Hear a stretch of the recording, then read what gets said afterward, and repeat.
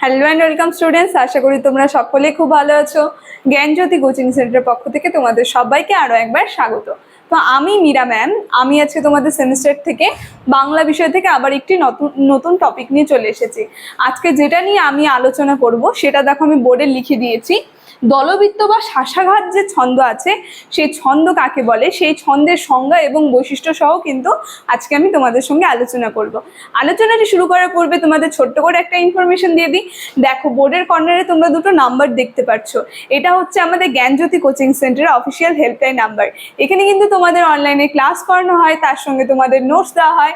তো তোমরা যারা যারা আমাদের থেকে নোটস পেতে চাচ্ছ বা আমাদের সঙ্গে অনলাইন ক্লাসে যুক্ত হতে চাচ্ছ, তারা এই উপরে দেওয়া নাম্বার দুটির সঙ্গে যোগাযোগ করে কিন্তু আমাদের সঙ্গে যুক্ত হয়ে যেতে পারবে। ঠিক আছে, তাহলে আমি আমার আলোচনাটি শুরু করছি।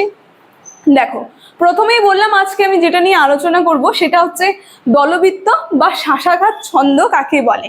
এই ছন্দের দেখো সংজ্ঞাটা আমি লিখিনি, ঠিক আছে? ছন্দের সংজ্ঞাটা আমি তোমাদেরকে মুখেই বলবো। তো সংজ্ঞাটা বলার আগে তার সঙ্গে দেখো আমি বৈশিষ্ট্যটাও এখানে লিখে দিয়েছি। এগুলো আমি মুখে মুখে আলোচনা করে দেবো এবং বলে দেবো, তোমরা একটু খাতা আর পেন বের করে সেটা লিখে নেবে, ঠিক আছে?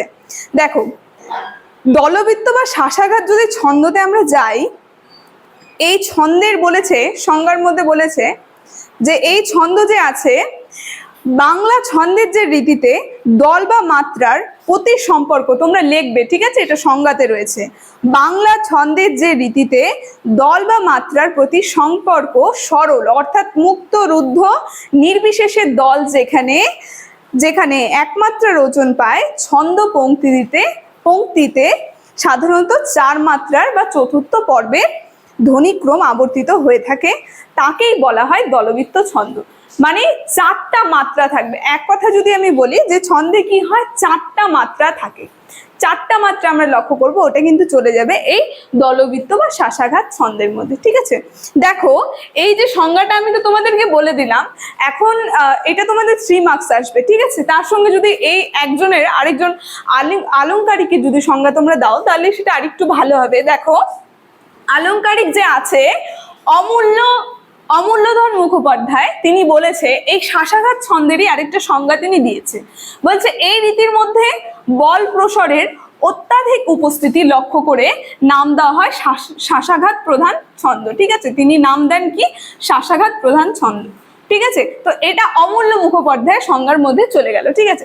এবার চলো আমরা এই শাসাঘাত বা দলবৃত্ত ছন্দের একটু বৈশিষ্ট্য নিয়ে দেখে নিই, ঠিক আছে? দেখো, আমি এক এক করে বলছি।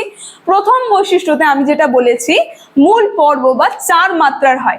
এই যে দলবৃত্ত বা শাসাঘাত যে ছন্দ আছে, এটার মূল পর্ব কি হয়, 4 মাত্রার হয়ে থাকে। এটা প্রথমেই তোমাদেরকে বললাম, এটা এক কথা আর কি, 4 মাত্রা থাকবে, ঠিক আছে?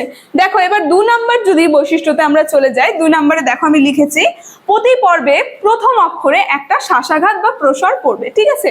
প্রতি পর্বে কি হবে, প্রথম যে অক্ষরটা থাকে সেই অক্ষরটার মধ্যে একটা শাসাঘাত বা প্রসর পড়বে, মানে সেখানে একটা বাধা পড়বে সেই স্বরটার মধ্যে, ঠিক আছে? দেখো, 3 নাম্বার বৈশিষ্ট্যতে যদি আমরা চলে যাই, এখানে আমরা দেখব যে কোনো অক্ষর এক মাত্রার হয়। এখানে যে কোনো অক্ষর থাকবে, এটা কিসের হবে, এটা কিন্তু এক মাত্রার হয়ে থাকবে, ঠিক আছে? এবার লাস্ট 4 নাম্বার যে বৈশিষ্ট্য আছে, এই 4 নাম্বার বৈশিষ্ট্যতে আমরা দেখব যুক্ত ব্যঞ্জনের সংশ্লিষ্ট উচ্চারণ হয়, ঠিক আছে? যুক্ত যে ব্যঞ্জনটা থাকে সেটা সংশ্লিষ্ট উচ্চারণ করা হয়, ঠিক আছে, এই ছন্দের মধ্যে, ঠিক আছে? তো আজকে এই দলবৃত্ত বা শাসাঘাত ছন্দের আলোচনাটি আমার এতটুকুনি ছিল। আলোচনাটি আমি এখানেই শেষ করছি। আলোচনাটি আশা করি তোমরা বুঝতে পেরেছো। ভিডিওটি যদি ভালো লেগে থাকে অবশ্যই like, comment, share and subscribe করে দেবে। Thank you.